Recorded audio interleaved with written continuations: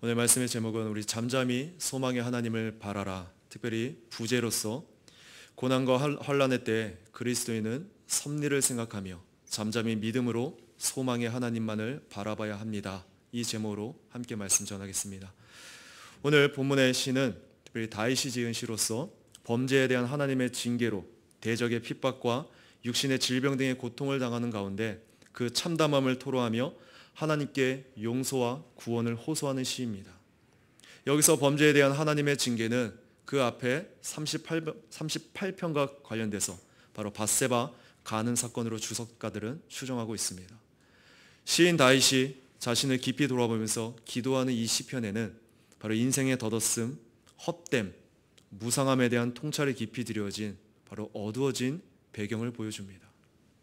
그러나 다윗은 이러한 어두운 절망이 배경이긴 하지만 인생의 허무함과 연약함을 극복할 길이 어디에 있는지를 우리에게 제시하고 있습니다. 즉 우리가 살고 있는 이 세상 삶의 헛됨을 깨닫고 영원한 것에 소망을 갖게 하므로 이 시는 우리에게 유익을 주고 있습니다. 사실 우리가 중국 우한발 코로나 바이러스로 인해서 전 세계가 불안해하며 고통을 겪는 과정 가운데 정치적으로나 의학적으로나 여러 정보들이 쏟아져 나오고 있습니다. 그런데 그러한 정보들을 보면은 한결같이 서로 간에 남 탓을 하며 그렇게 목소리를 내고 있는 것을 보면서 또한 마스크 사재기에 줄 세우기에 그 폐단을 막기 위한 마스크 오브제가 도입됐죠. 그렇죠? 그래서 한 번도 경험하지 못한 나라에서 우리가 살고 있으면서 자연스레 그리스도인으로서 이런 상황과 재난 가운데 어떤 자세를 우리가 가져야 하는지를 묵상하게 되었습니다. 그리고 배경은 좀 다르지만 이 시편을 쓰게 된 다윗을 통해서 오늘을 살아가는 우리에게 적용될 부분들이 있어서 이 본문의 말씀을 오늘 전하게 되었습니다.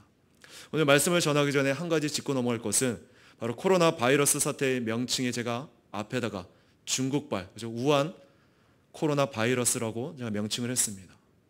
특별히 WHO에서는 지역명을 차별 및 혐오감을 일으킬 수 있기에 코로나 바이러스로 명칭했지만 신앙적인 관점에서 하나님의 주권과 연관되게 제가 지역명을 붙였습니다. 무슨 말이냐면 이번 바이러스 사태는 분명히 하나님의 주권적 섭리 가운데 하나님의 허용 없이는 그 어떤 일도 발생하지 않음을 우리는 알아야 합니다.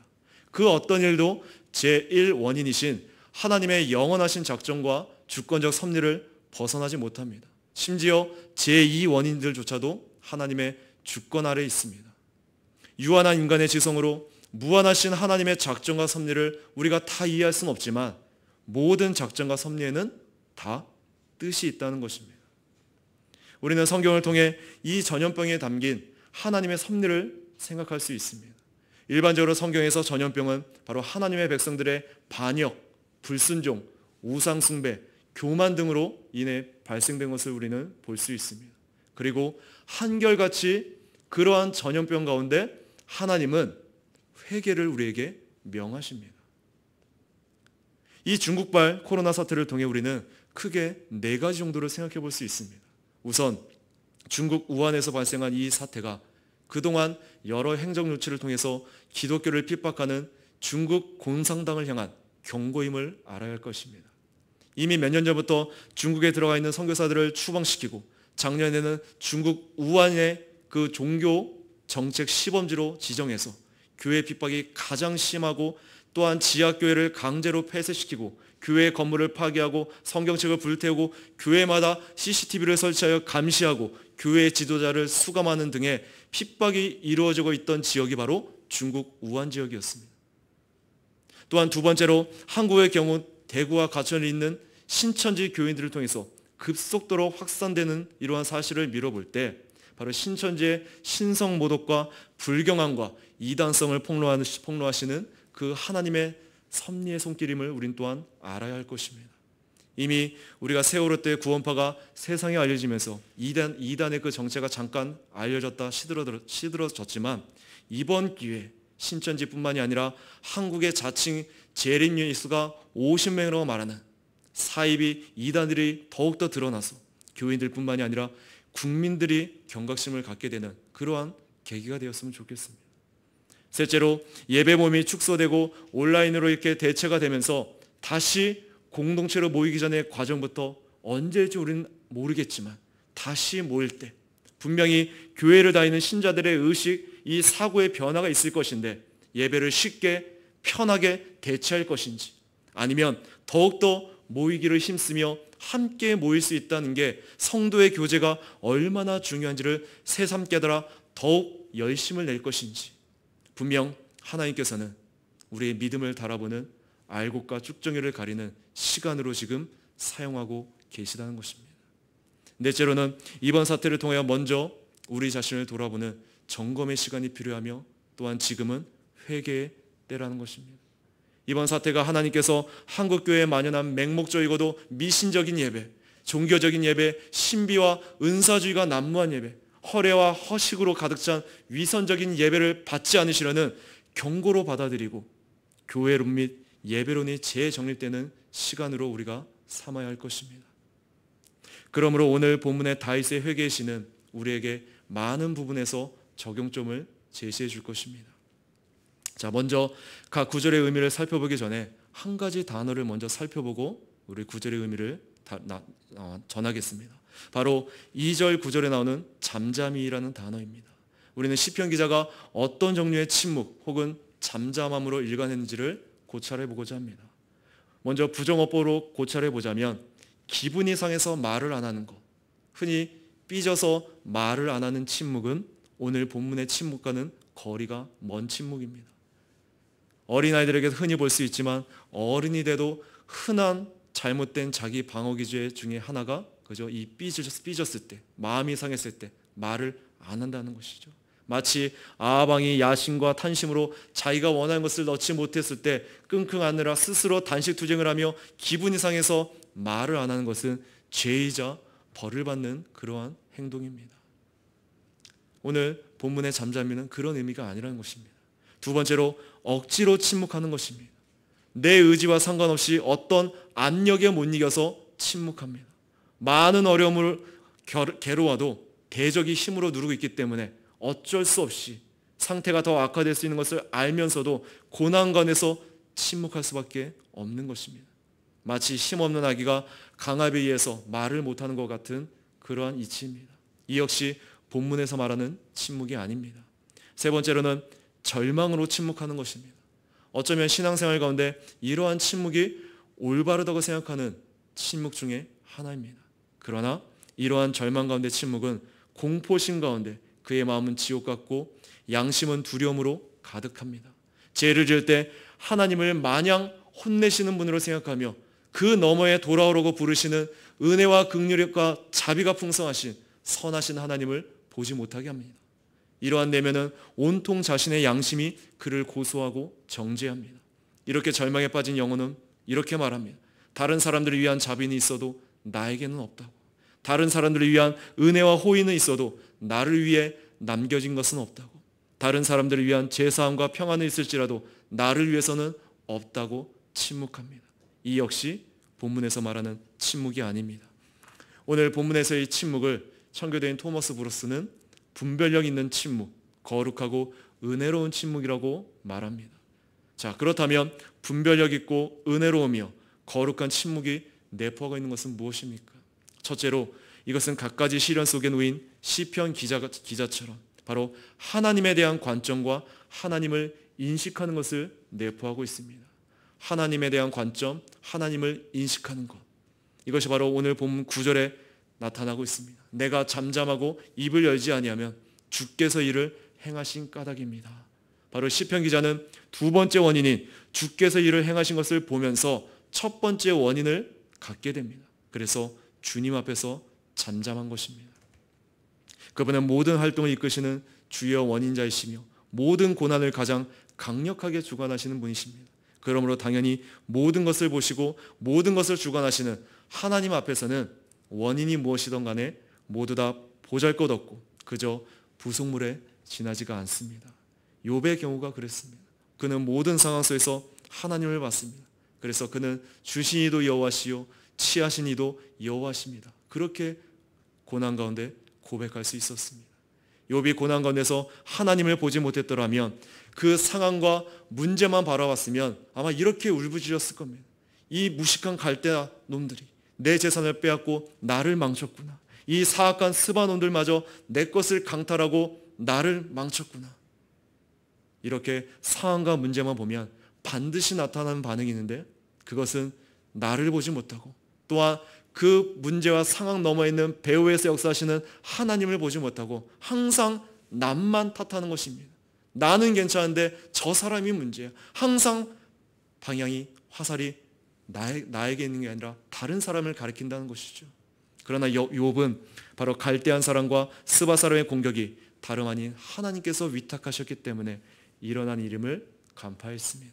그래서 손으로 자기 입을 막았던 것입니다. 아론의 경우 역시 마찬가지였죠. 오늘 하나님께서 일격을 가하셨을 때 슬픔 와중에서도 하나님의 손을 보았다면 마음과 입의 굴레를 쓰여 중얼대거나 우리는 불평하지 말아야 할 것입니다. 둘째로, 우리가 하나님의 손 아래 있을 때 하나님의 위엄과 주권과 권능과 현존하심이 거룩하고 은혜로우시다는 것을 조금이라도 깨닫는 것이 내포되어 있습니다. 그래서 하박국 2장 20절에는 오직 여호와는 그 성전에 계시니 온 땅은 그 앞에서 잠잠할지니라 하시니라고 우리에게 말씀합니다.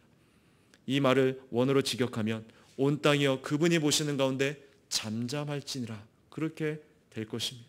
하나님께서는 온 땅의 모든 사람을 그분 앞에서 낮추시고 잠잠하고 조용하게 하신다면 그들은 하나님께서 거룩한 성전에 위엄 있고 웅장하신 모습으로 영광 가운데 앉아 계신 것을 볼 수 있을 것입니다. 그 위엄 앞에 어떠한 피조물이라도 불평할 수가 없는 것입니다. 그래서 주 여호와 앞에서 잠잠할지어다.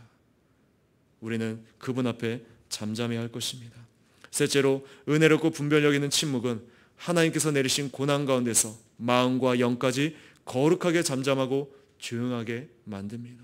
이 은혜로운 침묵은 바로 내면의 모든 그 소리와 초조함과 들끓는 것과 논쟁과 부글거리는 마음을 차단시킵니다. 그래서 시편 62편 1절에는 나의 영혼이 잠잠히 하나님만 바라며, 그렇게 시인은 고백합니다. 즉 영혼이 잠잠하고 하나님께 순종하게 됩니다. 오늘 우리가 이 세상을 살면서 반드시 알아야 할 것이 있는데, 그것은 슬픔, 고통, 그리고 고난은 모든 사람이 겪는 인생의 일부분이라는 것입니다. 그리스도인이 되었다고 해서 여기서 벗어나고 흔히 긍정의 원리 가운데서 잘 먹고 잘 사는 복받은 존재가 아닙니다. 사람마다 경험하는 고난의 그 정도와 깊이는 다르지만 고통이나 악이나 고난의 문제에서는 제외된 사람이 단 한 사람도 없습니다. 우리가 경험하는 악은 포괄적이기도 하고 구체적이기도 하며 전체적이기도 하고 개인적이기도 하여 이번 코로나 바이러스처럼 전 세계적이기도 하고 사적이기도 합니다. 그러므로 우리는 나에게 고통이 찾아올 것인가라고 질문할 것이 아니라 고통이 찾아왔을 때 어떻게 반응할 것인가, 그렇게 우리는 질문해야 될 것입니다. 왜요? 고난은 누구에게나 다 있기 때문입니다. 그러한 고통이 찾아왔을 때 우리가 어떻게 반응할 것인가. 사실 성격은 좀 다를 수 있지만 이런 환난, 고통 가운데 다윗이 취한 태도는 우리에게 많은 것을 말해줍니다. 즉 다윗은 죄로 야기된 절망을 초극하여 허무함과 연약함에서 벗어나 전 존재의 영원성과 완전성을 회복하는 것, 곧 사죄와 구원을 얻는 길을 우리에게 제시합니다. 그것은 바로 사죄와 회복의 은총을 베푸시는 하나님을 소망하는 데 있다는 것입니다. 그래서 죄로 인해서 고난과 환난 앞에 다윗은 지금 어떤 태도를 보이고 있습니까? 오늘 본문의 7절에 보면 주님, 이제 내가 무엇을 바라겠습니까? 나의 소망은 주께 있습니다. 오늘 본문에서 다윗은 현재 당하는 징계의 정당성을 시인하며 용서를 비는 회개의 기도를 올리고 있습니다. 그런데 다윗은 이러한 본 단락을 시작하면서 먼저 자신의 소망이 오로지 하나님께 있다고 고백합니다. 자신의 죄를 회개하고 구원을 갈구하는 본 단락을 시작하면서 가장 먼저 이와 같은 고백을 올리는 것은 자신이 회개하고 구원을 요청하는 대상이 누구인지를 분명히 하는 의미를 지닙니다. 다시 말해 대상이 분명하지 않으면 우리는 확신 가운데 나갈 수가 없기 때문입니다. 오늘 우리의 소망이 결코 흔들림 없으신 분께, 그리고 전혀 변함이 없으신 분께 있다는 것은, 또한 그 소망이 그분께 단단히 묶어준다는 것은 너무나도 우리에게 유익이 된다는 것입니다. 오직 그분만이 우리 영혼의 온전한 만족이 되십니다. 말하자면 우리는 그분 안으로 들어가야 합니다. 왜냐하면 우리의 존재란 바로 사랑이신 그분께 속한 것이기 때문입니다. 바로 우리를 지으신 분이 우리를 가장 잘 아시기에 그분 안에 있을 때 우리의 존재 이유를 발견하게 되는 것입니다. 그렇지 않다면 우리는 여전히 부패성으로 말미암아 우리는 과장되고 포장하고 착각과 망상 속에서 살아가기 때문에 우리의 존재를 정확히 알 수가 없습니다. 오직 우리를 창조하신 그분 앞에 섰을 때 우리가 어떤지를 깨닫는 것입니다. 그래서 칼빈은 누누이 강조하지만 기독교가의 그 기독교 강요를 배열할 때 창조주 하나님을 아는 지식을 언급하면서 뭐에 연결시킵니까? 바로 인간을 아는 지식을 연결시킵니다. 왜요? 그 하나님 앞에 참된 우리의 존재를 깨달을 수 있기 때문이시죠. 또 한 가지 생각할 것은 누가 이러한 소망을 가질 수 있는가입니다. 누가 이러한 소망을 가질 수 있나? 오늘 본문에서 읽지는 않았지만 그 앞에 4절에서 6절에 보면 바로 인생의 허무함과 인간의 한계를 경험한 자, 즉 자신의 존재의 비참을 깨달은 자, 이전에는 나를 의지하고 내 생각대로 그것이 옳다고 여기면서 살아갔는데 이제 조명 가운데 내가 얼마나 어리석고 무지한 자이며 부족한 자인지를 알게 된 자만이, 오직 여호와 하나님만이 유일하고 영원 불변하신 소망임을 고백할 수 있는 것입니다. 하나님께서 우리를 구원하실 때, 즉 중생 때 그 십자가의 대속이 완벽하게 예수 그리스도를 통해 이루어졌고 또한 용서가 이루어졌습니다. 죄책이 해결받았습니다. 그러나 우리에게는 아직까지 죄의 잔재, 바로 부패성이 남아 있습니다. 그래서 부패성으로 인한 구원의 확신은 인간의 신념과는 전혀 다른 문제입니다. 그리스도인들은 자기 자신을 보면 불완전하고 자신을 보면 계속해서 이 부패성 때문에 소망을 두지 못하고 좌절하게 되며 힘들어집니다. 그래서 믿음이 그리스도를 바라보게 하는 것입니다. 주님을 보면 바로 주님의 그 사랑과 죄의 용서가 보이지만 나를 바라보면 우리는 살 수 없음을 깨닫게 되는 것입니다. 그래서 주님만 바라보게 되는 것이 확신의 원리입니다. 믿음은 하나님의 영광을 보게 합니다. 그분의 의로움과 그분의 거룩하심과 그분의 자비로움과 이 모든 것이 바로 하나님의 영광입니다. 이러한 영광이 우리의 삶 속에 가득 채워지게 되고 우리는 그 안에서 그분을 바라보게 되고 그분이 어떠한 분이신지를 알게 되는 것, 그것이 충만해질 때 이것이 확신입니다.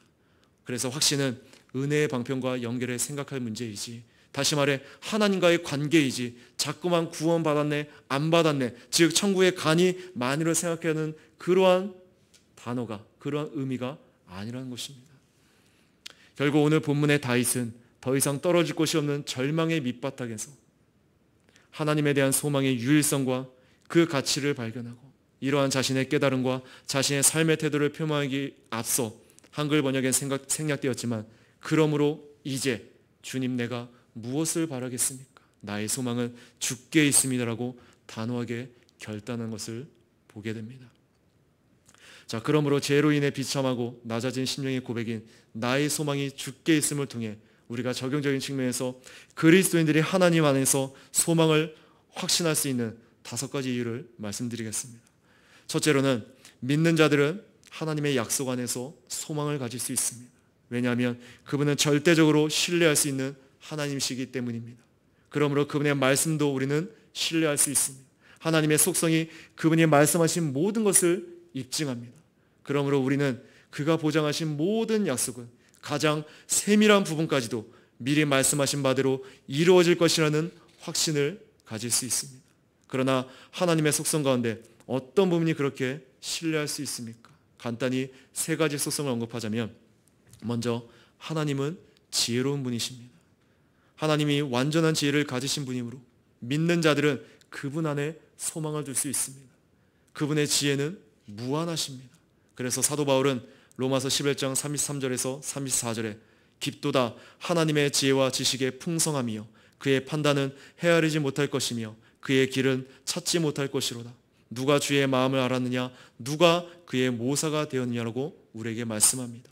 하나님은 이미 무한한 지혜를 가지고 계시기 때문에 더 이상의 충고나 도움이 필요치 않으신 분입니다. 그분은 모든 상황과 환경과 어떤 일이 일어날 가능성에 대한 세밀한 부분까지도 완벽하게 알고 계신 분이십니다. 하나님이 행하시는 모든 일을 완벽히 주관하시기 때문에 그리스도인으로서 우리는 하나님의 결정을 온전히 신뢰할 수 있습니다.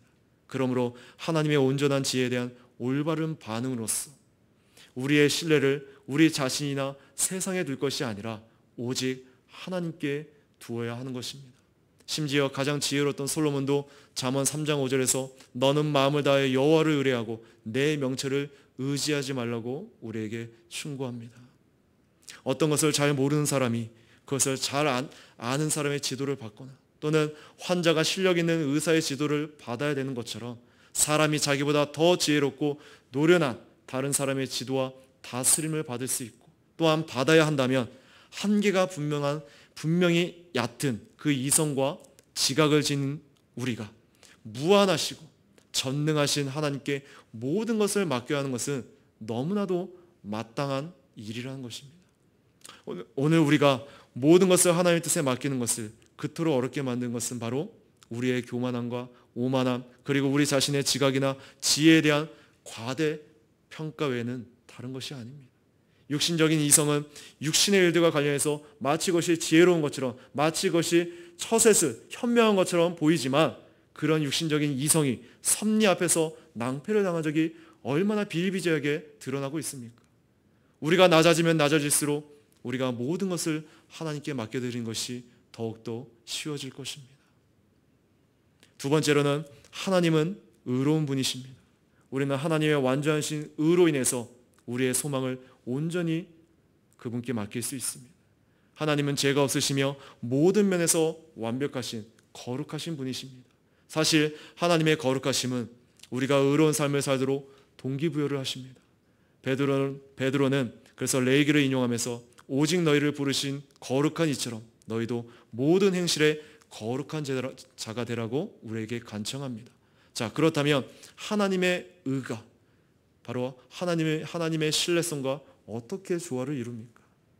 바로 거짓말은 하나님의 완전하신 속성과 상충되기 때문에 그분은 자신의 의로 인해 어떠한 거짓에도 관련되실 수가 없는 분이라는 것이죠. 즉 하나님은 죄를 지을 수 없으므로 거짓을 말할 수 없으십니다. 말과는 다르게 행동하는 부정직한 정치가들과는 다르다는 거예요. 우리의 거룩하신 하나님은 언제나 그가 말씀하신 것들을 지키시는 분이십니다. 그러므로 우리는 그분을 신뢰할 수가 있습니다. 세 번째로는 하나님은 변하지 않는 분이십니다. 하나님은 전적으로 지혜롭고 의로우실 뿐만이 아니라 그의 속성은 절대로 변치 않으십니다. 야고보는 하나님께서 회전하는 그림자도 없다고 말했고 히브리서 13장 8절은 예수 그리스도는 어제나 오늘이나 영원토록 동일하시니라고 우리에게 선언합니다. 사람들은 항상 변하지만 하나님은 언제나 동일하십니다. 결코 변함이 없으십니다. 하나님의 이 변치 않는 속성은 그가 한 약속을 갑자기 변경하지 않으신다는 뜻을 갖고 있습니다. 우리는 어제나 오늘이나 미래에나 동일하신 그 하나님을 신뢰할 수 있습니다. 변치 않는 하나님만이 변치 않는 약속을 하실 수 있기 때문에 우리는 그의 말씀을 굳게 붙들 수 있는 것입니다. 바로 하나님을 신뢰할 수 있는 둘째 이유는 그분이 전능하신 하나님이기 때문입니다. 하나님은 매일 일어나는 모든 사건과 그 가운데 속한 모든 것을 주관하십니다. 하나님은 홀로 왕이시고 모든 것 위에 왕이 되십니다. 하나님은 사탄과 귀신들을 주관하시고 모든 악과 죄를 또한 주관하십니다. 하나님은 모든 나라를 주관하시고 자연재해를 비롯한 세상 만물을 주관하십니다. 하나님은 모든 질병 및 죽음을 주관하시고 모든 사람과 그들의 결정까지도 주관하십니다. 하나님은 우리의 개인적인 계획을 주관하시고 우리의 모든 것을 주관하신 분이십니다. 자, 그렇다면 과연 이 우주에 하나님의 그 통제에서 벗어날 수 있는 것이 있을까? 아무것도 없다는 것입니다. 절대 없습니다. 우리 삶에서 마주치는 모든 잠재적인 위험은 바로 전능하신 하나님의 그 통제 아래, 관리 아래 놓여 있습니다. 물론 이 사실이 유혹을 뿌리친다거나 미래를 적절히 대비하는 일 등의 책임을 감당하지 않아도 된다는 핑계로 쓰일 수는 없는 것입니다. 하나님께서 모든 것을 주관하신다는 것은 바로 우리의 소망을 하나님과 그의 확증 안에 두어도 된다는 의미입니다. 그가 모든 것을 주관하심으로 하나님의 허락 없이는 어떤 환경이나 상황 또는 개인이 존재하거나 발생할 수 없습니다. 그래서 하나님이 우리를 구원하시겠다고 약속하셨을 때 바로 로마서 8장 39절에 높음이나 깊음이나 다른 어떤 피조물이라도 우리를 우리 주 그리스도 예수 안에 있는 하나님의 사랑에서 끊을 수 없으리라고 바울은 우리에게 말하고 있습니다. 아무것도 하나님의 약속을 방해할 수 없습니다. 그 이유는 너무나도 간단하죠. 바로 하나님의 능력이 그것을 허락지 않기 때문입니다. 하나님을 신뢰할 수 있는 셋째 이유는 하나님은 전지하시기 때문입니다. 만약에 하나님이 그의 전능하신 힘을 우주에다가 무턱대고 닥친 대로 쏟아내신 분이라면 우리는 그분을 몹시도 두려워해야 할 것입니다. 그러나 우리가 봐온 것처럼 하나님은 전능하실 뿐만 아니라 전지하십니다. 이것은 그가 역사를 통해서 신실하게 실행해 오신 완벽한 계획이 있다는 것을 의미합니다. 그래서 시편 33편 11절에 여호와의 계획은 영영이 서고 그의 생각은 대대에 이르리라고 우리에게 말씀합니다. 바로 하나님의 이 계획에는 두 가지가 내포되어 있습니다. 첫째로는 이 계획은 그분 스스로 최고의 영광을 받는 것을 목표로 한다는 것입니다. 스스로 최고의 영광을 목표로 한다. 바로 성경은 하나님이 모든 사랑과 사물을 바로 당신 자신에게 영광과 찬송을 드리도록 창조하셨다고 말씀합니다. 사실 하나님이 우리를 구원하신 가장 주된 요인은 자비하신 하나님의 이름을 널리 전하며 우리가 그 자비에 감사하며 하나님을 찬양하도록 하기 위함입니다. 자신의 영광을 위한 하나님의 열정은 당연하며 또한 주님께 영광을 돌리는 것이 우리의 가장 큰 열정이 되어야 합니다. 그분만이 이 우주에서 우리의 경배와 찬양을 받기에 합당한 분이십니다. 하나님이 자신의 명성에 열정을 보이시는 것 자체가 바로 그의 자녀들에게 한 약속의 보증이 됩니다. 하나님 자신의 명성이 달린 문제이므로 우리는 하나님의 말씀을 전적으로 신뢰할 수 있습니다. 하나님은 자신의 영광을 위해서 하신 그 말씀들을 완벽하게 확실히 성취하실 것입니다. 또한 이 하나님의 계획은 믿는 자들의 최고 유익을 목표로 한다는 것입니다. 로마서 8장 28절에 우리가 알거니와 하나님을 사랑하는 자 곧 그 뜻대로 부르심을 입은 자들에게는 모든 것이 합력하여 선을 이루느니라. 지금 바울은 하나님이 죄를 만드셨거나 원인을 제공하셨다고 말씀하지 않습니다. 대신에 하나님이 그를 사랑하며 그의 목적에 따라 부르심을 받은 사람들에게는 죄를 포함한 모든 것이 어떻게 해요? 합력하여 선을 이루게 하신다고 말씀합니다. 믿지 않는 자들은 빨리 고통이 끝나기를 바랄 뿐 환난 가운데 소망을 가질 이유를 발견하지 못합니다. 그러나 믿는 자들은 그들이 겪는 그 고통이 하나님의 시간에 그의 영원한 영광과 하늘에서 더 즐거움을 누리기 위해 선하게 사용될 것이라는 확신을 가지게 됩니다. 하나님은 우리의 인생에서 모든 상황과 사람들을 사용하셔서 우리가 점점 더 그리스도를 닮는 영적인 진보를 이루게 하십니다. 그렇습니다. 때로는 유익은 연단이나 시험의 형태로 찾아오는 것입니다. 그러나 이 모든 것도 여전히 회개나 인내를 통해 믿음이 더욱 강해지게 하는 우리의 유익을 위한 것이죠.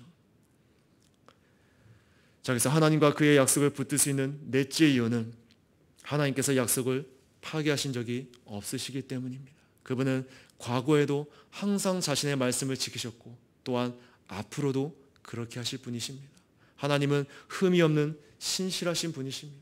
시편 119편 90절은 하나님에 대해서 주의 성실하심은 대대에 이르나이다. 주께서 땅을 세우셨으므로 땅이 항상 있사오니라고 우리에게 말씀합니다. 그리스도인으로서 우리는 하나님께서 공급하시고 보호하신 옛 일들을 기억함으로써 현재와 또한 앞으로도 하나님께서 동일하게 일하실 것을 기대할 수 있습니다. 심지어 오늘 시험이나 이 고통의 순간에도 과거에 신실하셨던 그 하나님이 그가 하시는 모든 일에 관해서도 여전히 신실하실 것을 우리는 확신할 수 있습니다. 사실 우리가 주일에도 이 신실함에 대해 말씀을 들었지만 한번 솔직하게 생각해 봤으면 좋겠습니다. 만약에 여러분이 복음주의 교회에서 일주일에 한 번 교회에 나와 예배드리고, 또는 조금 더 열심히 있는 분들은 주중에 나와서 그죠? 말씀도 듣고 봉사도 하지만 매번 그 피상적인 설교와 교훈적인 가르침을 통해서 과연 이 시간에 신앙을 온전히 유지할 수 있었을까요? 유지할 수 있을까? 그죠? 아시다시피 우리 교회의 목양의 원리가 장로교회이지만 회중교회의 성격이 깃들여져 있습니다. 그래서 목회자, 사역자만 주석을 보고 교리 공부하고 성경 연구하고 조직신학을 배우는 게 아니라 성도라면, 그리스도인이라면 누구나 예외 없이 말씀과 떨어지면 살 수 없기에, 믿음이 자랄 수 없기에 일찍부터 묵상을 강조하며 개개인의 은혜의 방편을 적극적으로 강조하고 훈련해 왔습니다. 우리가 묵상 및 이 개인의 은혜의 방편에 대한 훈련이 없었다면 하나님의 이 신실하심이 그죠? 빛을 발하는 지금 시간입니다. 그리고 이렇게 제한적으로 공동체의 모임을 못 갔지만 더욱더 이 자리를 사모하게끔 그동안 우리가 너무나 당연히 생각했던 눈에 보이는 교회에 나와 함께 예배하고 성도의 교제를 나누는 것이 얼마나 귀하고 복된 것인지를 생각하게 할 것입니다.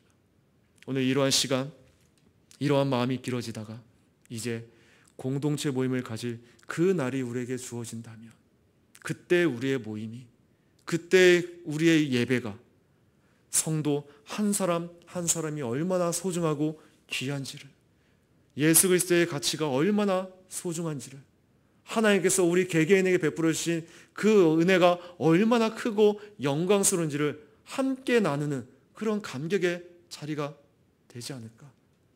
목회자로서 그런 바람을 이 시간을 가정 통해서 기대하고 또한 기도하고 있습니다. 그러면서 또 하나 드는 생각은, 이렇게 주님을 사랑하고 애틋한 마음이 더해지면 더해질수록 마땅히 나타나는 반응이 있는데, 바로 하늘에 계신 주님을 더욱더 보고 싶고 그 영광 가운데 들어가게 될 것을 더욱더 소망하게 된다는 것입니다.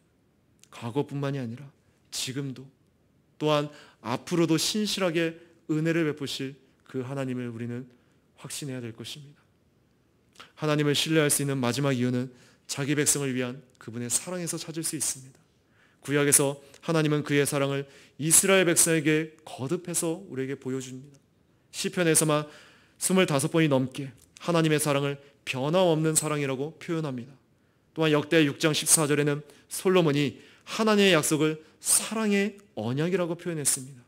바로 자녀들을 향한 하나님의 크신 사랑은 신약에서도 발견됩니다. 하나님이 그의 아들을 이 세상에 보내신 위대한 사랑의 이야기가 바로 그것입니다. 그리스도의 죽음은 하나님이 우리를 사랑하시는 가장 궁극적인 증거입니다. 그래서 로마서 5장 8절에는 우리가 아직 죄인 되었을 때 그리스도께서 우리를 위하여 죽으심으로 하나님께서 우리에게 대한 자기의 사랑을 확증하셨느니라고 말씀합니다. 또한 고린도전서 13장 8절의 말씀은 사랑은 절대 실패하지 않는다는 것을 분명하게 우리에게 보여줍니다. 만약 하나님이 사랑이라면 우리를 사랑하실 것입니다. 그렇다면 하나님이 우리를 실망하게 하거나 버리시지 않으실 것을 확신할 수 있습니다. 그리고 하나님의 사랑의 아버지로 그의 약속을 보장하시기 때문에 우리는 그의 말씀을 붙들 수 있습니다. 여러분, 하나님이 그의 자녀에게 주시는 소망은 단순한 희망적인 사고가 아닙니다.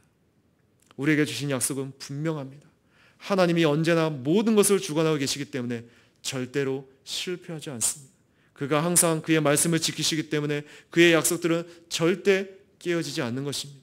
그래서 성경적인 소망은 진정한 소망입니다. 이사야 49장 23절에는 내가 나를 여호와인 줄 알리라. 나를 바라는 자는 수치를 당하지 아니하리라고 우리에게 말씀합니다.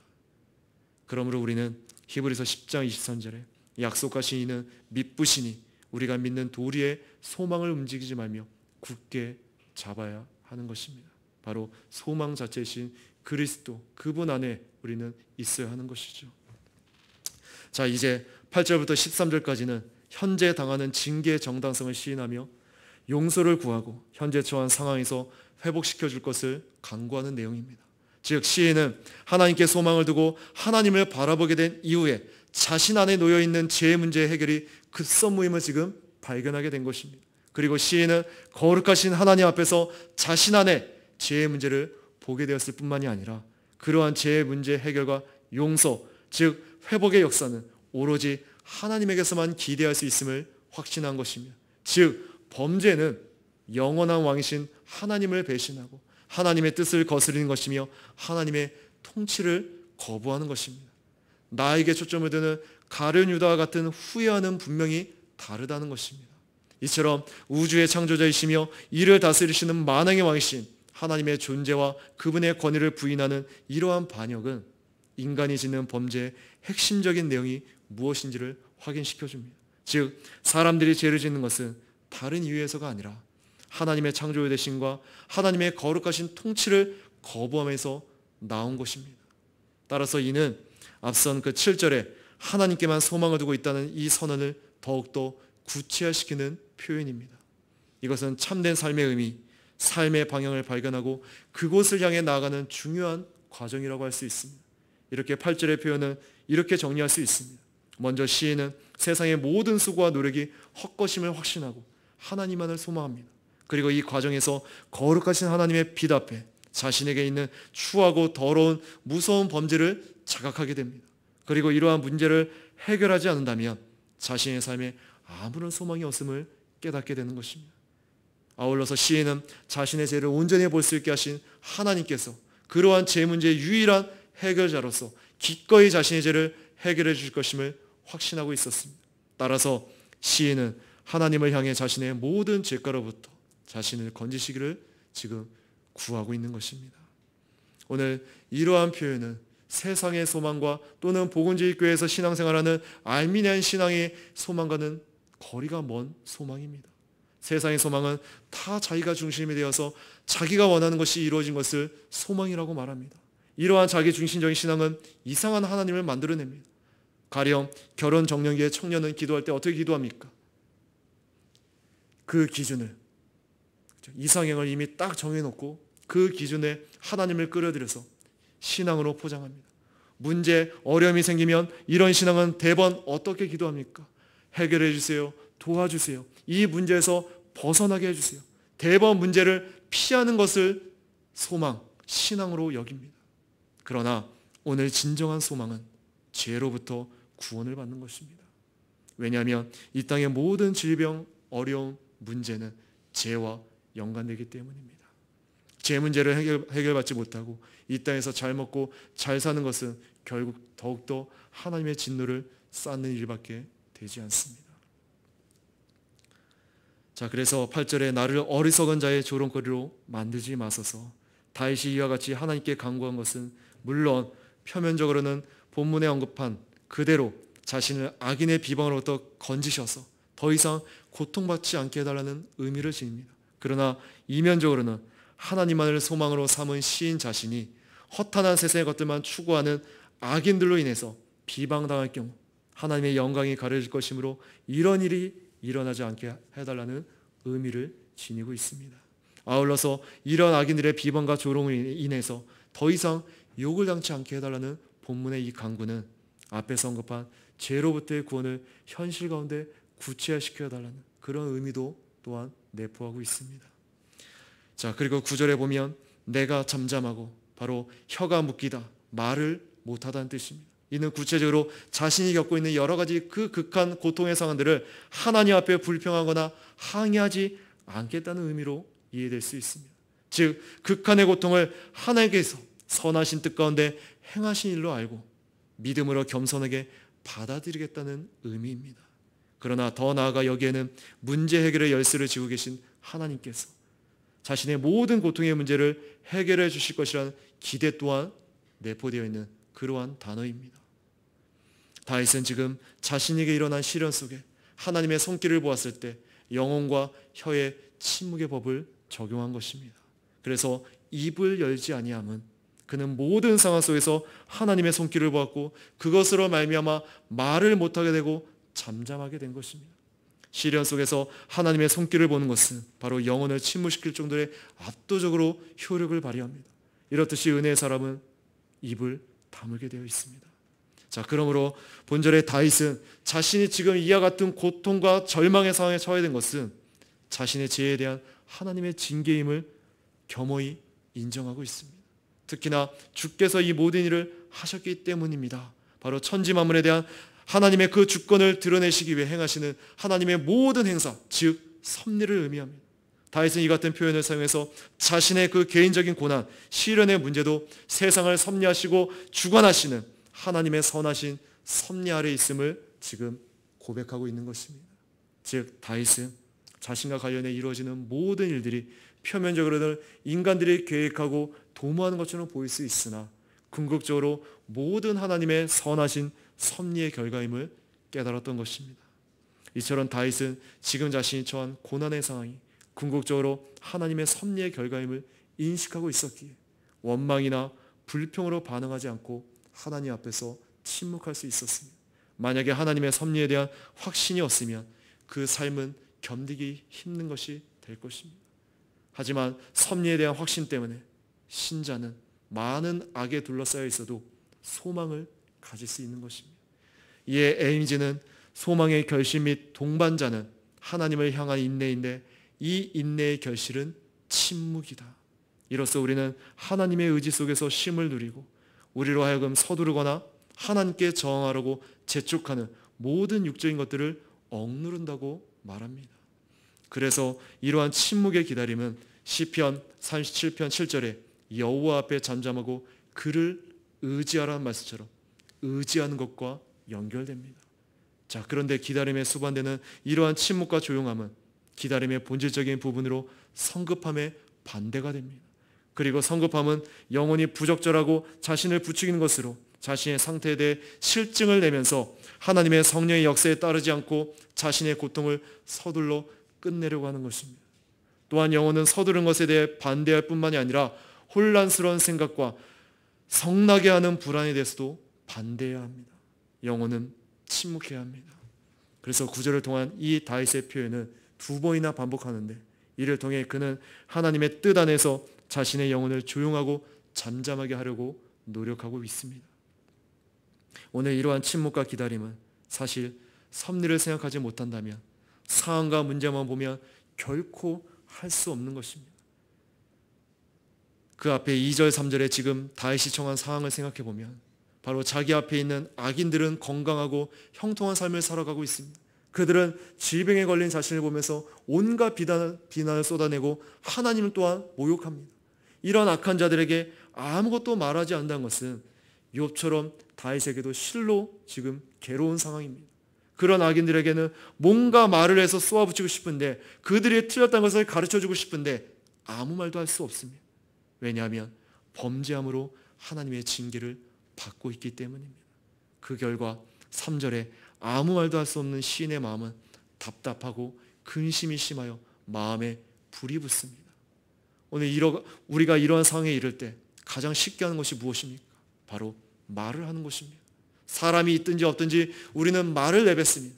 논쟁을 통해서 어떻게든 이기려고 애를 쓰고 나의 정당성 합리화를 위해서 어떻게든 그 안에 이미 차가워진 것도 모르고 죽기 살기로 자기 의를 주장합니다. 근데 한번 좀 생각해보면 이상하지 않나요? 나의 육신적인 생각과 말이 바뀌길 원하고 올바른 것을 통해 변화되길 원하지만 정작 누군가가 권면을 해주면 다 어떻게 여겨요? 잔소리로 여깁니다. 그러면서 듣질 않습니다. 그리고 화를 냅니다. 듣지 않고 삐집니다. 뭐예요? 이거는 그냥 죽자고 하는 것이죠. 겉으로는 표현을 안 하는데 속으로는 너나 잘하세요. 내 의가 꺾이길 지독히 싫어하면서 이미 감정이 올라와 육신적인 말들을 쏟아내는데도 이제 뜨거워서 불이 붙은 마음을 식히는 최고의 방법이라고 생각합니다. 자, 그런데 시인은 입에 재갈을 먹이고 침묵하겠다고 결심합니다. 왜 그렇게 합니까? 입으로 말로 하나님께 범죄하지 않겠다는 것입니다. 아무리 그것이 정당성이 있고 아무리 그것이 옳은 말을 해도 지금 징계 가운데 하나님 앞에 죄를 범하지 않기 위한 다윗의 결단입니다. 그렇게 이러한 침묵의 기다림은 너무나도 실로 대단해 보입니다. 그러나 우리가 잊지 말아야 할 것은 다윗이 위대한 것이 아니라 배후에서 일하시는 그 하나님께서 너무나도 위대하게 그 다윗을 붙잡아주고 계시다는 것이죠. 또한 이러한 기다림을 가장 잘 보여주는 분이 누구십니까? 바로 예수 그리스도십니다. 끈기 있게 하나님을 기다린 것은 우리 주 예수 그리스도의 특징적인 면모였습니다. 예수님은 모든 것이 기다림에 의존한다는 것을 아셨습니다. 그래서 주님은 문제를 해결하고 직접 나서기보다 항상 하나님의 시간과 하나님의 뜻을 언제나 기다리셨습니다. 예수님의 마음에는 조급함이 전혀 없었습니다. 그리고 예수님의 입술은 더욱더 그랬습니다. 상황과 문제 앞에서 충분히 예수님은 말할 수 있는 그러한 시간 안에서 어떻게 그 감정이 요동하지 않고 흔들리지 않고 조화와 질서와 균형 가운데 항상 하나님의 뜻에 초점을 둘 수 있을까? 겟세마네 동산에서, 헤롯과 빌라도 앞에서, 그리고 십자가에서 그러하셨습니다. 그렇게 기다리시면서 예수님은 간구하셨습니다. 그러므로 적용으로서 그리스도인은 고난 가운데 왜 잠잠해야 됩니까? 첫째로 매에서 나오는 말을 듣고 깨닫는 것이 더 낫기 때문입니다. 말씀 자체가 소리이자 또한 성령님의 음성과 양심의 소리이듯이 하나님의 매도 소리입니다. 고난은 하나님의 진노의 매, 불쾌하심의 매, 복수의 매입니다. 영원히 하나님의 매 아래서 잠잠하고 침묵하지 않으면 매가 하는 소리를 어떻게 들을 수 있고 모든 매가 말하는 소리에 어떻게 경청할 수 있겠습니까? 심지어 육신의 아버지가 손에 든 매도 그 자녀에게 말을 합니다. 하지만 자녀들은 재빨리 매 앞에서 잠잠하거나 매에 조아리거나 말을 삼킬 때까지는 들을 수 없고 깨닫지 못하는 것입니다. 마찬가지로 하늘의 아버지께서 드신 매에 입 맞추고 매 앞에서 침묵할 때까지 매의 소리를 듣거나 이해할 수 있는 사람은 아무도 없습니다. 둘째로 은혜 받은 영혼이라면 가장 큰 고난과 가장 예리한 시련을 맞았을 때 잠잠하고 침묵해야 합니다. 이로써 자신이 세상 사람과 다르는 것을 스스로 입증할 수 있기 때문입니다. 세상 사람은 하나님께서 내리신 고난을 만나게 되면 애가 타고 불안해하며 초조하거나 불평하거나 반대로는 허세를 부립니다. 그러나 은혜 받은 영혼이라면 그 앞에 입을 다물게 되어 있습니다. 셋째로 은혜 받은 영혼은 가장 혹독한 시련 속에서 입을 다무시고 침묵을 지키시는 그의 머리 대신 그리스도를 닮아갈 수 있습니다. 이사야 53장 7절의 말씀처럼 마치 도수장에 끌려가는 어린 양과 같이 그의 입을 열지 않으셨습니다. 그리스도께서는 온갖 슬픔과 고난 속에서 그 입술을 움직이지 않으셨습니다. 그래서 베드로전서 2장 22절에 23절은 그는 죄를 범하지 아니하시고 그 입에 거짓도 없으시며 욕을 당하시되 맞대어 욕하지 아니하시고 고난을 당하시되 위협하지 아니하시고 오직 공의로 심판하신 이에게 부탁하시며. 바로 십자가 위에서 그리스도께서는 단순히 우리에게 인내와 침묵의 교훈만 전달하신 것이 아니라 우리가 매를 맞을 때 우리가 따르고 본받을 인내와 침묵의 한 본보기로서 우리에게 기감이 되시는 것입니다. 그러므로 우리가 모든 고난을 만났을 때 우리에게 존경할 만한 본이 되신 그리스도를 생각하지 않고 인내와 침묵을 신청하지 않는다면 죄와 부끄러움을 당할 것입니다. 왜요? 그리스도와 분리된 우리의 침묵, 우리의 그 인내는 바로 하나님 앞에 가증된 것이고 또한 그 인내는 얼마 가지 못하기 때문입니다. 그래서 우리는 끊임없이 그리스도께서 당하신 고난과 그 인내를, 그 침묵을 묵상하며 그 마음을 우리 안에 채워야 할 것입니다. 자, 그래서 10절에는 인간의 힘으로는 회복되기 어려울 정도로 영육간의 극심한 파멸의 상태에 처해 있음을 우리에게 나타냅니다. 이러한 상태에서 자신의 유일한 소망이신 하나님께 속히 자신을 구해주셔야 한다는 탄원의 의미가 이 구절 안에 내포되어 있습니다. 자, 그러면서 11절에 우리 같이 한번 읽겠습니다. 11절입니다. 주께서 죄악을 책망하여 사람을 징계하시고 그의 기존한 것들을 좀먹은 듯이 소멸되게 하시나니 참으로 모든 사람이 한낱 헛될 뿐입니다. 셀라. 오늘 이 구절은 바로 사람의 죄악과 하나님의 징계 그리고 그것이 사람에게 미치는 영향 등을 묘사한 것이라 할 수 있습니다. 또 죄를 심판하기 위해서 질병과 여러 가지 재앙을 통하여 하나님께서 인간을 치시는 것은 죄를 벌함으로써 공의를 구현하기 위한 것이라고 또한 그 뜻을 우리가 살펴볼 수 있습니다. 그리고 여기서 다윗이 말하고 있는 죄에 대한 하나님의 심판은 멸망이 아닌 교정을 목적으로 하는 것을 알 수 있습니다. 이러한 사실은 본절에서 죄를 중화하고 심판하신다는 의미가 들어있는 견책을 인간을 향하신 하나님의 징계로 달리 표현하는 데서 잘 드러내주고 있습니다. 그러므로 죄는 필연적으로 하나님의 채찍을 불러오지만 그 채찍은 죄범한 인간을 고치고 단련한 동시에 이 땅에 공의를 구현하기 위한 하나님의 섭리의 한 방편임을 우리는 알아야 할 것입니다. 그리고 그의 귀중한 것들을 좀먹은 듯이 소멸되게 하시니, 여기서 좀먹음은 범죄에 대하여 내리는 하나님의 심판이 지닌 파괴적 성격을 나타내는 것입니다. 그리고 소멸하게 하시니는 용해하다, 녹이다, 소멸시키다, 사라지다는 뜻입니다. 즉 좀이 사람의 의복이나 물품 등을 갉아먹어 못쓰게 하듯이 사람은 죄로 인해 소멸과 파멸의 과정을 겪게 됨을 나타내는 것이라고 할 수 있습니다. 이러한 다윗의 고백은 고난의 섭리 가운데 인생의 허무함, 무상함을 깨닫는, 바로 나는 하나님 앞에 흙입니다, 먼지와 같은 티끌과 같은 존재입니다, 창조주 되신 하나님 앞에 아무것도 아닌 존재임을 지금 고백하는 것입니다. 그러면서 우리가 이 구절에서 하나 더 생각할 것은 바로 5절에도 나와 있지만 셀라라는 단어입니다. 이 셀라는 성경에서 74번 언급되지만 그 중에 71번이 시편에 기록됩니다. 그리고 3번은 하박국의 시각적인 내용에서 사용되고 있습니다. 그래서 이 단어는 4곳을 제외하고는 어느 시편 전체나 한 구절의 끝에 위치하고 있습니다. 고대에는 그것이 3중의 용도로 쓰였는데, 첫 번째로 음악과 관련된 것이고요, 두 번째는 어떤 중요한 상을 환기시키기 위한 것입니다. 그리고 세 번째는 여호와의 성전에 모인 사람들이나 회중과 관련된 것입니다. 특별히 오늘 본문에 등장하는 이 셀라는, 이 단어는 두 번째 용도입니다. 인생의 덧없음, 헛됨, 무상함에 대한 어두운 배경 가운데 중요한 사항을 지금 환기시키기 위한 표현으로 이 셀라가 이 11절에 지금 쓰이고 있습니다. 자, 그래서 이 셀라가 회중에게 어떤 지침을 제공했는지를 살펴보면 그것은 언급된 사항에 대한 관심을 집중하라는 표시입니다. 이 경우에 회중은 셀라가 나오는 부분에 이르면 하늘로부터 말씀하시는 여호와의 음성을 듣는 듯이 생각해야 했습니다. 두 번째로 그것은 확언의 표시였습니다. 이를 통해 회중은 제시받은 진리에 동의한다는 그러한 뜻입니다. 맞아, 오라, 이것은 사실입니다. 마치 아멘과 같은 그런 의미가 이 셀라입니다. 세 번째로는 그것은 언급되거나 약속된 바가 성취되기를 바라는 가운데 마음과 영혼을 모아 하나님께 바라는 간절한 탄성입니다. 네 번째로 그것은 특이한 결과를 야기시키는 하나님의 사역이나 인간의 사악함과 관련된 감탄을 나타냅니다.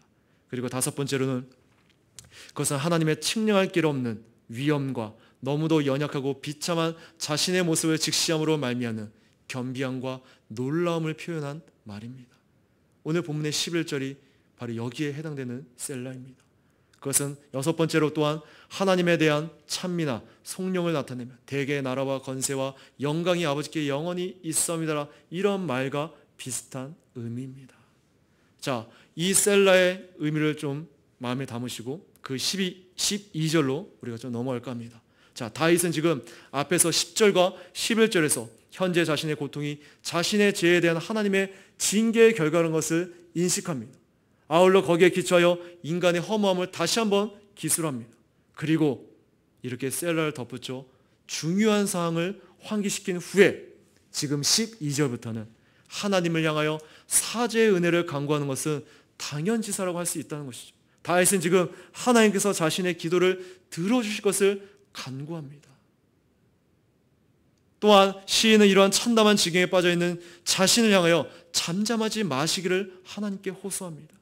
이러한 호소는 시인이 9절에서 자신의 죄에 대한 하나님의 징계와 관련돼서 어떤 자세를 취한지를 서술하며 바로 내가 잠잠하고 이 표현과 대조되는 그러한 성격인 것이죠. 즉 죄와 죄 문제 해결에 있어서 자신은 아무것도 할 수 없으며 아무런 대책이 없으니 그것들을 하나님께서 해결해 주셔야 한다는 의미가 여기에 함축되어 있습니다. 그리고 이 12절에서 다윗이 큰 소리로 하나님을 향하여 부르고 눈물로 호소하고 있다는 것은 지금까지의 다윗의 침묵이 결국에는 하나님을 향하여 부르짖기 위한 침묵이었던 것을 말해주고 있습니다. 그렇게 참고 결국은 하나님 앞에 그 부르짖음을 올리기 위한 그러한 준비의 과정이었던 것이죠. 자, 그래서 나는 주님과 함께하는 거류민이고 나는 모든 조상과 같은 나그네 뿐입니다. 바로 다윗은 앞선 기도의 내용들을 하나님께 들어주셔야 하는 이유를 밝힙니다. 그 이유가 무엇입니까? 자신이 창조자 하나님 앞에 객이 되고 거류자가 됨이 자신의 모든 열조와 같기 때문이다.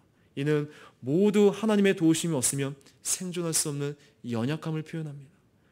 또한 과거 아브라함과 이삭과 야곱이 하나님의 약속을 소망하고 하나님의 은혜 가운데 살았던 것 같이 시인 역시도 이 땅에서 객과 거류자가 되어서 하나님의 은혜만을 바라보며 살고 있다는 것을 지금 말하고 있습니다. 즉 하나님 외에 의지할 곳이 없다는 의미가 이 구절에 담겨져 있는 것이죠. 그래서 다윗의 이러한 기도 속에는 우리는 하나님께 받아들일 수 있는 기도를 구성하는 세 가지 특성을 발견할 수 있습니다. 첫 번째는 겸손함입니다. 그는 겸손하게 자신의 죄와 연약성 그리고 자신의 무가치함을 자백합니다. 바로 상한 심령, 가난한 심령이 되지 않는다면 결코 겸손한 가운데 하나님 앞에 구할 수가 없는 것이죠.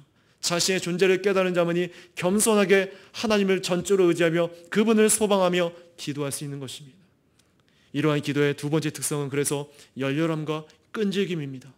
이는 일련의 전층병적 그 표현들을 통해 너무나도 잘 드러나고 있습니다. 먼저 나의 기도를 들으시며 그리고 나서 이 호소로 부족해서 나의 부르짖음에 귀를 기울이소서. 그래도 부족해서 내가 눈물을 흘릴 때 잠잠하지 마옵소서. 더욱더 점진적으로 강렬하게 부르짖는 것을 보게 됩니다.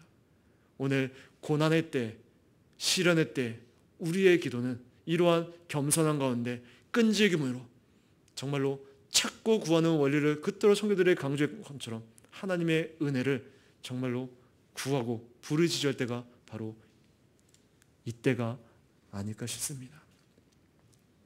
또한 세 번째 특성은 믿음입니다.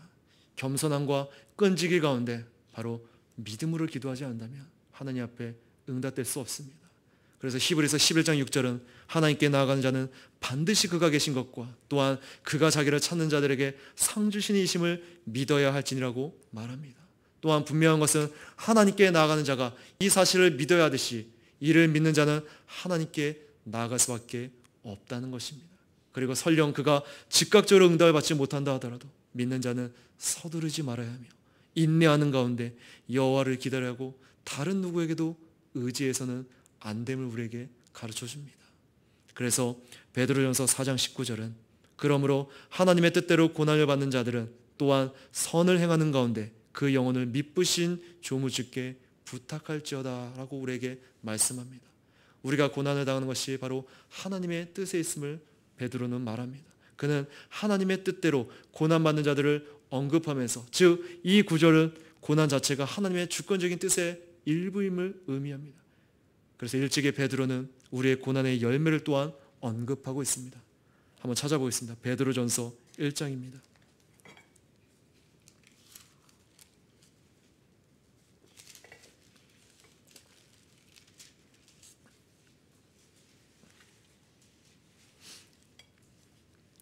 베드로전서 1장 6절에서 9절 제가 읽겠습니다.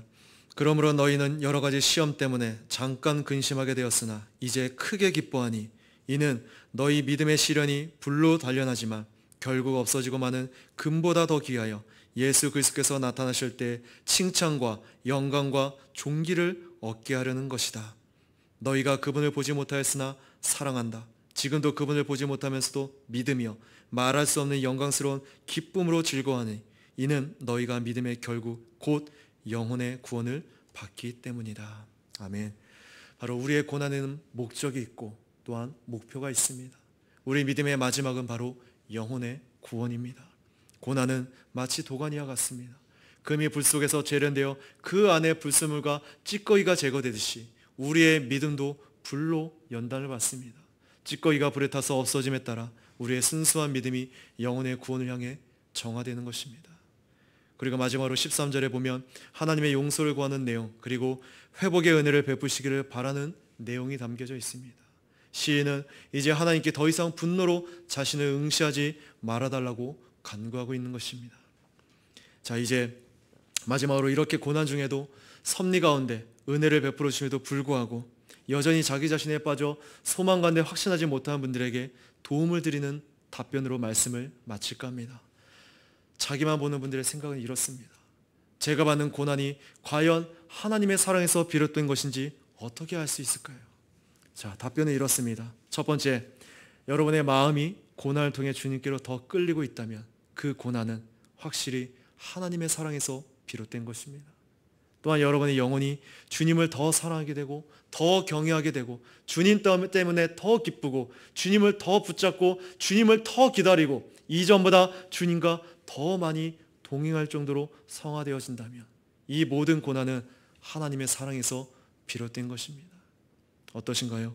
우리가 공동체적인 은혜의 방편이 불가피하게 이렇게 축소된 상황에서 개인적 은혜의 방편을 부지런히 추구하시는 분들, 잘 안 되지만 어찌됐든 그 끈을 놓지 않으려고 발버둥 치는 분들, 바로 하나님의 은혜를 맛보고 있음을 믿으시길 바랍니다. 우리에게 임한 이 고난이 우리의 용기를 크게 하고 우리의 인내를 강하게 하고 우리의 믿음을 끌어올리며 우리의 사랑에 불을 붙이고 우리의 소망에 활기를 띠게 하며 확실히 고난은 하나님의 사랑에서 나온 것이요 우리가 입은 모든 상처는 바로 하나님의 호의의 결과임을 알아야 할 것입니다. 자, 두 번째, 여러분이 어떻게 하면 고난에서 벗어날 수 있을까 이렇게 생각하기보다는 이 고난의 와중에서도 어떻게 하면 하나님께 영광을 돌리고 죄를 짓지 않을 수 있을지 더 주의를 기울이고 연구한다면 확실히 여러분의 고난은 하나님의 사랑에서 비롯된 것입니다. 하나님의 매를 맡고 있는 영혼이 날마다 하는 말은 이렇습니다. 주님, 늘 제 곁에 계셔서 제가 죄 짓지 않게 하소서. 늘 저를 붙잡아 주셔서 제가 죄 짓지 않게 하소서. 이는 아이를 키우면서 매를 들어본 부모라면 아마 다 공감할 것 같습니다. 아이들이 잘못을 인정하고 겸손히 제가 죽을 죄인입니다. 5대가 아니라 아니 10대를 때려주십시오. 저는 맞아도 쌉니다. 매 앞에서 이렇게 자녀가 말한다면 그 자녀는 철든 것이겠죠. 그죠? 그 매를 든 부모의 입장이 얼마나 흡족하겠습니까? 근데 반대로 매를 든 부모의 마음은 전혀 생각지도 않고 자기 아플 것만 온통 가득 차 매만 무서워서 이리저리 피하고 그 순간만 모면하기 위해서 잘못했다고 비는데 정작 때리러 가면 안 맞으려고 버티며 고집을 부리는 모습. 뭐가 좋고 옳은지는 말을 안 해도 다 알 것입니다. 자, 세 번째로 고난을 통해 그리스도의 덕을 더욱 닮아간다면 확실히 여러분의 고난은 하나님의 사랑에서 비롯된 것입니다. 오늘 고난을 통해 많은 사람이 그리스도를 닮아갑니다. 고난이 아니었다면 많은 사람이 그리스도의 덕을 닮아가며 예수님처럼 가난과 멸시와 부끄러움과 경멸과 비난을 감수한 일은 결코 없었을 것입니다. 고난을 통해 더욱 그리스도같이 되어간다며 의심의 여지 없이 여러분의 고난은 하나님의 사랑에서 비롯된 것입니다. 고난이 영혼으로 하여금 그리스도의 덕을 드러내도록 이끈다면 그 고난은 하나님의 사랑에서 비롯된 것입니다. 왜냐하면 하나님의 사랑의 손길이 그렇게 되도록 작정한 것이 아니라면 결코 그런 일이 일어날 수 없기 때문입니다. 네 번째로 외적 고난으로 여러분의 영혼 속에서 하나님의 가르침이 더 커졌다면 의심의 여지 없이 여러분의 고난은 사랑에서 비롯된 것입니다. 이전보다 죄를 더 싫어하고 세상을 더 멀리하며 하나님과 더 가까이 동행하는 법을 배우고 있다면 여러분의 고난은 사랑에서 비롯된 것입니다. 하나님께서 고난을 통해 그리스도 안에서 더 살아가고 그리스도를 더 높이 드리며 그리스도를 더 갈망하는 법을 가르쳐 주시고 있다면 여러분의 고난은 사랑에서 비롯된 것입니다. 하나님께서 고난을 통해 더 나은 삶이 있음을 확신시켜 주시고 언제라도 이 세상을 떠날 수 있게 은혜로 준비하는 법을 가르쳐 주시고 있다면 여러분의 고난은 사랑에서 비롯된 것입니다. 하나님께서 고난을 통해 천국의 마음을 더 두고 천국에서 사는 법과 천국에 더 합당한 자가 되는 법을 가르쳐 주시고 있다면 여러분의 고난은 사랑에서 비롯된 것입니다. 하나님께서 고난을 통해 갈수록 교만한 마음이 낮아지고 완고한 마음이 부드러워지고 정죄를 일삼는 마음이 자비롭게 되고 세속적인 마음이 영적인 마음이 되고 고집센 마음이 온화한 마음이 되도록 지도하고 계시다면 여러분의 고난은 사랑에서 비롯된 것입니다. 마지막으로 고난 중에 믿음으로 살고 있다면 여러분의 고난은 하나님의 사랑에서 비롯된 것입니다. 자, 그렇다면 고난 중에 믿음으로 산다는 게 대체 무엇입니까? 그것은 다름 아닌 고난의 상황을 위해 하나님께서 주신 귀한 약속들을 붙잡고 믿음으로 실천하며 사는 것입니다. 하나님께서 고난 중에 있는 그 자신의 백성에게 약속해 주신 말씀이 있습니다. 우리 하나 찾아보겠습니다. 이사야 43장입니다.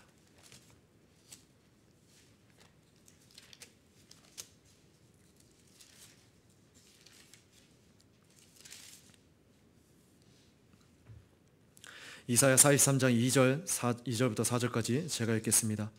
내가 물 가운데로 지나갈 때 내가 너와 함께 할 것이며 강을 건널 때 그것이 너를 덮치지 못할 것이다. 내가 불 가운데로 지나갈 때에도 내가 타지 아니할 것이고 불꽃이 너를 사르지 못할 것이다. 이는 내가 여호와 내 하나님이며 이스라엘의 거룩한 자이며 내 구원자이기 때문이다. 내가 이집트로 너를 너의 속량물로 에티오피아와 스바를 너를 대신하여 주었다. 너는 내 눈에 보배롭고 존귀하니 내가 너를 사랑하며 내가 너를 대신하여 사람들을 내어주고 백성들로 내 생명을 대신하게 하겠다. 아멘. 오늘 고난 중에서도 그들을 돕겠다고 하나님은 약속하십니다. 그리고 고난에서 구해주겠다고 약속하십니다. 고난을 통해 그들의 죄를 정결하게 하겠다고 약속하십니다. 고난을 통해서 바로 더욱더 거룩함에 참여하는 자로 만들겠다고 약속하십니다. 고난 중에 있는 백성을 결코 떠나버리거나 버리지 않겠다고 약속하십니다. 모든 고난이 유익이 되게 하겠다고 약속하십니다. 오늘 이러한 약속들의 힘과 달콤함을 빨아내고 있다면 바로 여러분의 고난은 하나님의 사랑에서 비롯된 것입니다. 오늘 환난의 때 그분의 도움을 요청하는 것은 결코 부끄러운 것이 아닙니다. 고통의 때 우리를 돌보시는 것이 바로 그분의 즐거움이기 때문에 그렇습니다. 고통당한 자들을 향한 하나님의 자비를 비방할 사람은 아무도 없습니다. 바로 그분은 자기 자녀들을 불쌍히 여기시고 고통의 때에 그들을 위로하는 아버지와 같은 분이십니다. 오늘 우리가 당면한 이 현실은 고난과 환난의 때입니다. 분명 우리가 소망을 갖기 전에 우리의 죄악을 고백하며 먼저 회개할 때입니다. 그리고 이 시간에 은혜의 방편을 부지런히 추구하여 성경의 말씀대로 이는 끝이 아니라 이제 시작임을 기억하여 더욱더 종말의 때를 준비하는 성숙한 신앙으로 자라가야 될 줄 믿습니다. 그래서 마지막으로 칼빈의 기독교 강요 제3권 9장 1항에 이 세상의 헛된 삶이란 대목인데 이 부분을 읽고 마칠까 합니다. 특별히 이 내용은 칼빈 시대 때도 전염병이 창궐했을 때 직접 그가 경험의 바탕에서 나온 그런 글이기 때문에 더욱더 우리에게 실질적으로 다가오는 글이 아닐까 싶습니다. 제가 읽어드리겠습니다. 어떠한 환난이 압박하더라도 우리는 언제나 그 환난의 다음과 같은 목적이 있음을 바라봐야 한다.